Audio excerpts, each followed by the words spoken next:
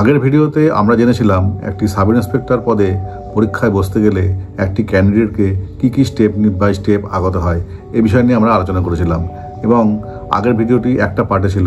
আজকের এই সেকেন্ড পার্টে আমি এই ভিডিওটি পুরো কমপ্লিট করে দেবো। তো দেরি না করে চলুন শুরু করা যাক। নমস্কার, আমার নাম প্রদীপ্ত দাস আর আপনারা দেখছেন আমার ইউটিউব চ্যানেল আমি প্রদীপ্ত। মাঠে আপনি পাস করার পরে আপনার হবে ফাইনাল এক্সামিনেশন। এই ফাইনাল এক্সামিনেশন তিনটি পার্টে হবে, পেপার 1, পেপার 2, পেপার 3। জেনে নিন পেপার 1, 2, 3-তে কী হবে। পেপার 1-এ general studies, maths, logical, analytical, reasoning. Paper 2-তে ইংলিশ এবং পেপার 3-তে নিজের ল্যাঙ্গুয়েজ অর্থাৎ বাংলা, ইংলিশ, উর্দু, নেপালি এসব বিষয়। ফাইনাল এক্সামিনেশন 400 মার্কসের হবে।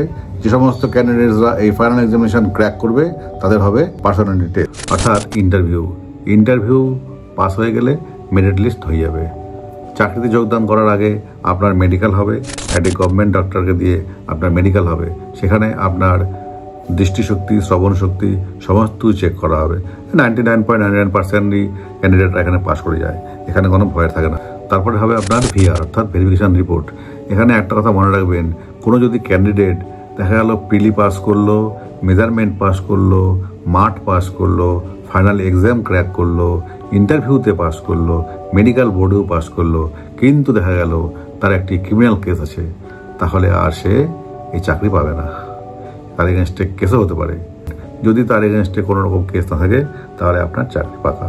আপনাকে একদিন অ্যাপয়েন্টমেন্ট দেওয়া হবে, আপনার জয়েনিং হয়ে যাবে। সাপোজ আপনাকে একটা ডেট দেওয়া হলো 1 জানুয়ারি 2026, এদিন আপনাকে জয়েন করতে হবে। তো আপনি বা আপনার মতন অনেক ক্যান্ডিডেট আছে যারা চাকরি পেয়েছে, তারা প্রত্যেকেই ট্রেনিং, সাধারণত বর্তমানে ট্রেনিং সাব ইন্সপেক্টর র্যাঙ্কের ট্রেনিংরা ব্যারাকপুরে হয়ে থাকে, সালোয়াতে হয়ে থাকে, কিন্তু মেন হচ্ছে পিটিসি অর্থাৎ পুলিশ ট্রেনিং কলেজে লাটবাগানে এই ক্যাডেট ট্রেনিং হয়ে থাকে। এই ট্রেনিংয়ের মাস হচ্ছে 12 থেকে 13 মাসের মধ্যে এই ট্রেনিংয়ের কোর্স। এই 13 মাস কোর্সের ট্রেনিংয়ে আপনাদের কী শেখানো হয় শুনে রাখুন। এই 13 মাস ট্রেনিংয়ে প্রথমেই আপনাকে শেখানো হবে সেটা হচ্ছে ডিসিপ্লিন, আদব কায়দা, কেমন করে বসতে হবে, কেমন করে চলতে হবে, হাঁটতে হবে, একজন সুপিরিয়রকে একজন সিনিয়রকে কেমন করে রেসপেক্ট করতে হবে, এই সমস্ত ডিসিপ্লিন আপনাকে ফার্স্টে শেখাবে। তারপরে বিভিন্ন ড্রিল শেখাবে, আর্মসের ট্রেনিং শেখাবে, ল অ্যান্ড অর্ডার কেমন করে হ্যান্ডেল করতে হয় সেটা শেখাবে, কেমন করে ইনভেস্টিগেশন করতে হয় সেটা শেখাবে। তারপরে আপনাকে ড্রাইভিং শেখাবে, হর্স রাইডিং শেখাবে, সুইমিং শেখাবে। এছাড়া ইউএসি অর্থাৎ আরাম কম্ব্যাক্টও শেখায়। অর্থাৎ একটা মানুষকে সুপার হিউম্যান তৈরি করবে এই 13 মাসে। সুপার হিউম্যান আমি এই জন্যই বললাম, কারণ একটা সাব ইন্সপেক্টরের কী পাওয়ার থাকে যে সাব ইন্সপেক্টর সেই বোঝে। যেদিন আপনি হবেন সেদিন আপনি বুঝবেন, কারণ আপনাকে দিয়ে কত রকম লোক যে কত ধরনের কাজ করাবে এটা একমাত্র সুপার হিউম্যান ছাড়া আর কেউ করতে পারে না। এটা আমি গর্ব করে বলতে পারি। একজন পুলিশ, এক একজন পুলিশ একটা সুপার হিউম্যান। 13 মাস ট্রেনিং হওয়ার পর আপনাকে থানাতে পোস্টিং দেবে। যদি আপনি আনআর্ম ব্রাঞ্চ হন তাহলে আপনাকে থানায় পোস্টিং দেবে। যদি আপনার আর্ম ব্রাঞ্চ হন তাহলে আপনাকে কোনো ব্যাটালিয়ান বা কোনো ডিস্ট্রিক্টে পোস্টিং করবে। থানায় পোস্টিং হওয়ার পরে আপনার বা আর্ম ব্রাঞ্চ এবং আনআর্ম ব্রাঞ্চ দুটোর ক্ষেত্রেই বলছি, ফার্স্ট পোস্টিং হওয়ার পরে আপনার 2 বছর থাকবে প্রফেশনাল পিরিয়ড। অর্থাৎ কোনো একটা আনআর্ম ব্রাঞ্চের সাব ইন্সপেক্টর যদি কোনো থানায় পোস্টিং হয় বা কোনো জেলায় পোস্টিং হলে তাকে বিভিন্ন 2 বছর বিভিন্ন থানাতে তাকে কাজ করতে হবে, থানার বিভিন্ন রকম কাজ তাকে শিখতে হবে। তার এই 2 বছর হচ্ছে প্রফেশনাল পিরিয়ড। এই 2 বছরের মধ্যে তাকে সমস্ত রকম কাজ শিখতে হয়। 2 বছরের মধ্যে কাজ শেখার পরে তার নর্মাল পোস্টিং হবে। যার যেরকম ট্যালেন্ট সে সেভাবে অ্যাডভান্স হবে, সে সেভাবে আগাবে। আমার দেখা এরকম আছে যে কোনো একজন সাব ইন্সপেক্টর পিএসআই পিরিয়ডেও সে টাউনবাবুর পদ সামলেছে। টাউনবাবু মানে পিএসআই পিরিয়ড অতিক্রম হওয়ার পরেই সে ওসি হয়ে গেছে। তো যার যেরকম ট্যালেন্ট সে সেরকমভাবে এগোবে। 2 বছর প্রফেশনাল পিরিয়ড কাটানোর পরে আপনার জেনারেল পোস্টিং হবে। আপনাকে বিভিন্ন থানাতে বিভিন্ন রকম কাজ করতে হবে, ইনভেস্টিগেশন করতে হবে, চার্জশিট করতে হবে।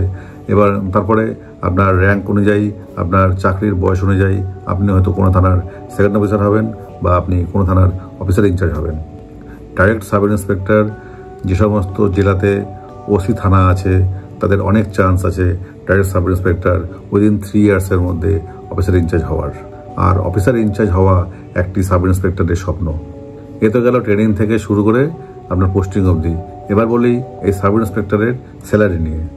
কোনো একজন ক্যাডেট বা কোনো একজন সাব ইন্সপেক্টর যারা প্রথম যখন ট্রেনিংয়ে জয়েন করছে, সেই ট্রেনিংয়ে জয়েন করার পর থেকে সে কত টাকা বেতন পায়, বা জয়েন যেদিন করছে ফার্স্ট দিন থেকে সে কত টাকা বেতন পায় সেটা একটু বলছি। একটি সাব ইন্সপেক্টর ক্যাডেটের সপ্তম পে কমিশনের পে ব্যান্ড 3 অনুযায়ী পে স্কেল হবে 32,100 টাকা থেকে শুরু করে 82,900 টাকা পর্যন্ত। মানে যদি কোনো একটা সাব ইন্সপেক্টর ট্রেনিং যখন করবে তার 1 মাস পরে সে বেতন পাবে, বেসিক হবে তার 32,100 টাকা। এর সঙ্গে যুক্ত হবে 18% ডিএ অর্থাৎ 5,778 টাকা। তার সঙ্গে যুক্ত হবে 500 টাকার মেডিকেল অ্যালাউন্স এবং 1500 টাকার রেশন অ্যালাউন্স, অর্থাৎ টোটাল দাঁড়াবে আনুমানিক 40,000 টাকার মতন। তারপরে প্রতি বছর তাদের টাকা বাড়বে, বেতন বাড়বে, ইনক্রিমেন্ট লাগবে, ডিএ বাড়বে, কমিশন বাড়বে। তো এই হচ্ছে মেন কথা। তাহলে একবার রিভাইজ করে নেই।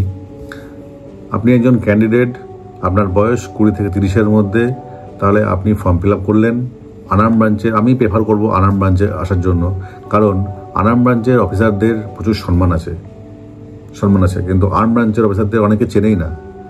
আমাদের ব্যক্তিগত অভিজ্ঞতা আমরা দেখেছি যে আর্ম ব্রাঞ্চের অফিসারদের অনেকে চেনেই না, গ্রামের লোক, পাড়ার লোক চেনেই না, কিন্তু থানার একটা হোমগার্ডকেও পাড়ার লোক চেনে। কিন্তু তাই থানা বা আনাম ব্রাঞ্চে আসুন। এই ব্রাঞ্চে কিন্তু প্রচুর চ্যালেঞ্জ আছে।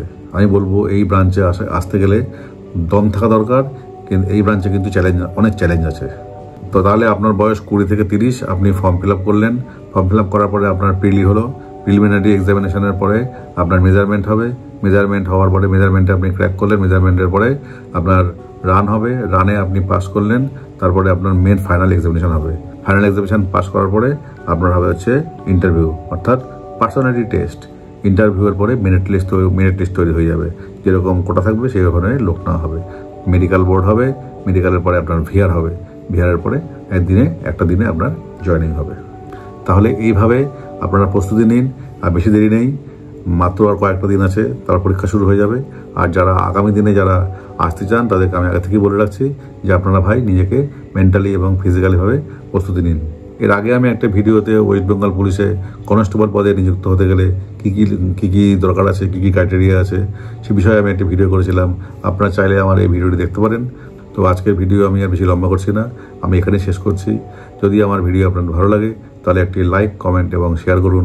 আর যদি আপনি আমার চ্যানেলের নতুন ভিউয়ার হন তাহলে একটি সাবস্ক্রাইব করে দেবেন, কারণ আপনার একটি সাবস্ক্রাইব আমার পরবর্তী ভিডিওতে প্রেরণা দেয়। নমস্কার, ভালো থাকবেন।